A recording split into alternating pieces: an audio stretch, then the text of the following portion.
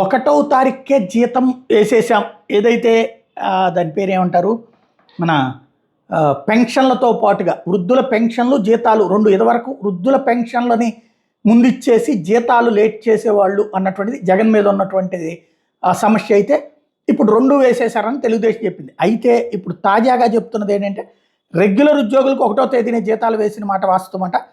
Outsourcing contract ఉద్యోగులకు మాత్రం ఇంకా జీతాలు పడలేదట. సప్లిమెంటరీ బిల్లు పెడితే కానీ ఈ నెలాఖరికి వస్తాయట. కానీ ఇప్పుడు బిల్లు పెట్టడానికి సిఎఫ్ఎంఎస్ ఓపెన్ కావడం లేదట. అందువల్ల బిల్లు పెట్టడం లేదు. రెగ్యులర్ ఉద్యోగులకి 23నే బిల్లు పెట్టేస్తారు కాబట్టి వాళ్ళకి ఒకటో తేదీని జీతం అందుతోంది. సిఎఫ్ఎంఎస్ సర్వీసెస్ 1/8/24 నుంచి 5/8/24 దాకా ఏదో ఒక అరగంట ఒక రోజు ఒక పూట టెక్నికల్ ప్రాబ్లం వస్తే ఓకే. కానీ ఇవాల్టి వరకు కూడా సిఎఫ్ఎంఎస్ పనిచేయట్లేదు. దీంతో బిల్లులు వెళ్ళటం లేదు. Budget vote on account budget sanction అయింది 31/7/2024. ఆ తర్వాతన ఇంతవరకు ఇవి ఓపెన్ కాకపోవడం అన్నటువంటిది ఇక్కడ కీలకమైనటువంటి అంశం. అవుట్సోర్సింగ్ కాంట్రాక్ట్ ఉద్యోగులు ఇబ్బందులు పడుతున్నారు.